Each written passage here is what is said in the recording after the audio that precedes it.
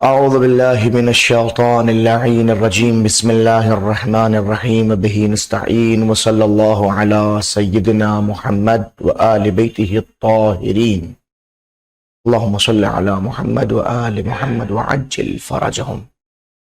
قال رسول الله صلى الله عليه وآله وسلم العلم حیات الاسلام وعماد الایمان. حضور سرور کائنات کا ارشاد گرامی جو آپ حضرات کی گوش گزار کیا گیا وہ یقیناً کئی معنی میں انسان کو اپنی طرف توجہ کرنے کے لیے کافی ہے. پہلی منزل تو یہ کہ ایک انسان اگر خوشبختی کی زندگی چاہتا ہے تو اس کے لیے ضروری ہے کہ وہ مسلمان ہو، یا یہ کہ اس کے لیے ضروری ہے کہ وہ مومن ہو. ایمان اور اسلام دو اہم ترین ایسے ارکان ہیں کہ جو انسان کو یہاں بھی کامیابی اور عزت سے نوازتے ہیں اور قیامت کے میدان میں بھی اس کو عزتوں سے نوازیں گے. اسلام اور ایمان یہ دونوں جملے، اب اگر آپ چاہتے ہیں کہ اسلام ہو اور زندہ اسلام ہو، اس میں زندگی پائی جائے، تو حضور فرما رہے العلم حیات الاسلام. علم اسلام کی حیات کا نام. یعنی اگر کوئی مسلمان زندہ ہے تو اسی وقت زندہ ہو سکتا ہے جب اس کے پاس میں علم ہو. اور فرماتے ہیں وَعِمَادُ الْإِيمَانِ، اس کا مطلب ایمان کے لیے کچھ ستون کی ضرورت ہے، اور ایمان کا ستون علم ہے. اللہ سبحانہ و تبارک و تعالی ہمیں ہماری اسلامی زندگی میں باحیات رہنے کی اور ایمان کی زندگی میں ہمیں ستون کے ساتھ رہنے کی توفیق و رحمت فرمائے. الاول اقسام الدلیل العقلی. پہلا دو مقدمے کا ذکر کیا گیا تھا، دو مسئلوں کا ذکر کیا گیا تھا، دو امر کا ذکر کیا گیا تھا کہ دو امر کو سمجھنا ضروری ہے تاکہ ہم موضوع بحث اور صلب بحث میں شامل ہو سکیں. الاول پہلا اقسام الدلیل العقلی، دلیل عقلی کی اقسام. چونکہ ظاہر ہے کہ یہاں گفتگو ہماری مستقلات عقلیہ اور ملازمات عقلیہ سے ہو رہی ہے، تو اس کے اندر ملازمات عقلیہ دو قسموں پر منقسم ہے، ان کی تفصیل انشاءاللہ آیا چاہتی ہے. پہلی منزل پر دلیل عقلی کی اقسام. ان الدلیل العقلی او فقل ما يحكم به العقل الذي يثبت به الحكم الشرعی. دلیل عقلی، اور اگر دلیل عقلی آپ نہیں کہنا چاہتے تو آپ یہ کہیے او فقل، یہ کہیے کہ ما يحكم به العقل، جس کا عقل حکم لگائے، الذي يثبت به الحكم الشرعی، جس کے ذریعے سے حکم شرعی ثابت ہو رہا ہو. چاہے آپ دلیل عقلی کہہ لیجئے، یہ کہیے کہ وہ حکم عقل کے جس کے ذریعے سے حکم شرعی کا اثبات مقصود ہو، وہ دلیل عقلی. ینقسم الی قسمین، وہ دو قسموں پر منقسم ہے، اس کی دو قسمیں ہیں. ما یستقل بہ العقل، ایک وہ جس میں عقل مستقل ہوتی ہے، وما لا یستقل بہ، اور ایک وہ اس کے اندر عقل مستقل نہیں ہوتی ہے. ٹھیک ہے نا؟ یہ دو قسمیں ہیں.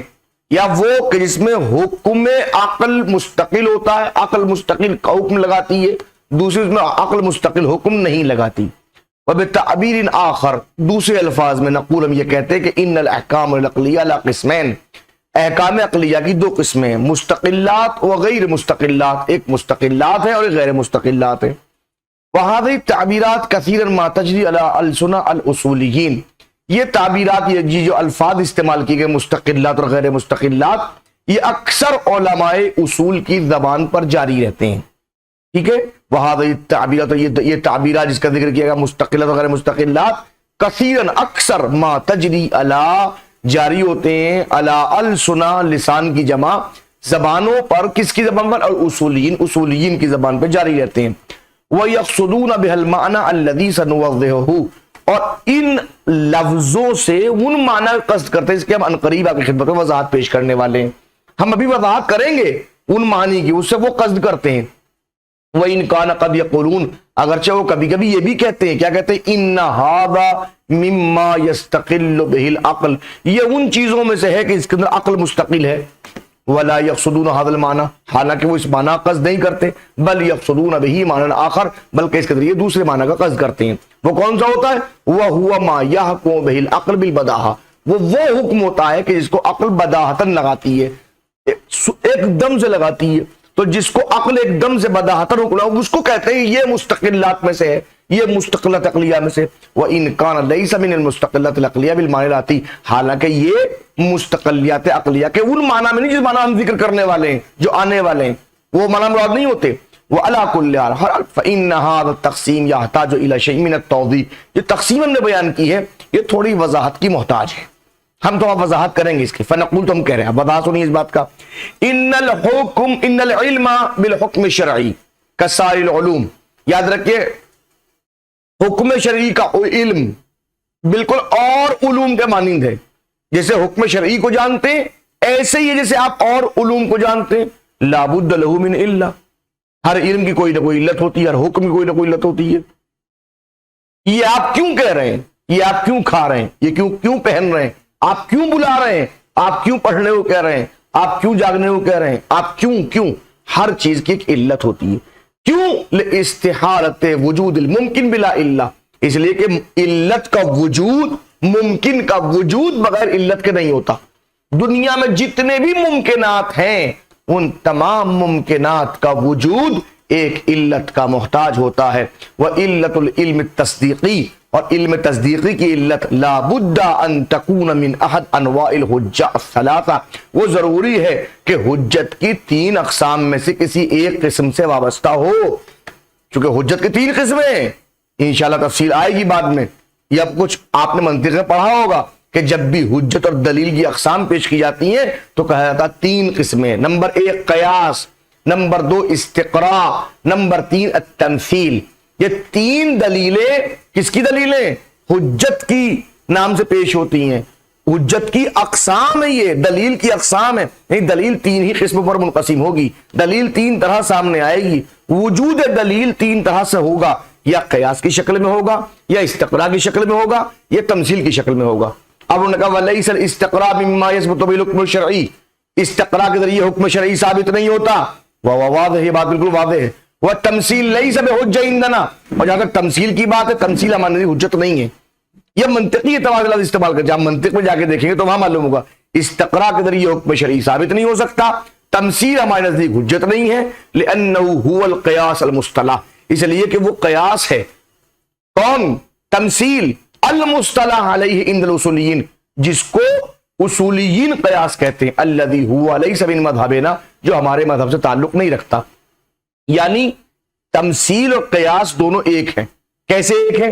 یعنی کہ منطق میں جس چیز کو تمثیل کہا گیا ہے اسی چیز کو اصول میں قیاس کہا گیا ہے، یعنی علم اصول کے اندر دونوں کے معنی ایک ہی ہیں، لفظ بدلے ہوئے ہیں، منطق اس کو تمثیل کہتی ہے اور علم اصول اس کو قیاس کہتا ہے۔ اور اس کو لفظ آپ نے سنا ہوگا، آپ نے ایک باقاعدہ محاورہ اول من قاس ابلیس، سب سے پہلے قیاس جو ہے وہ کس نے کیا؟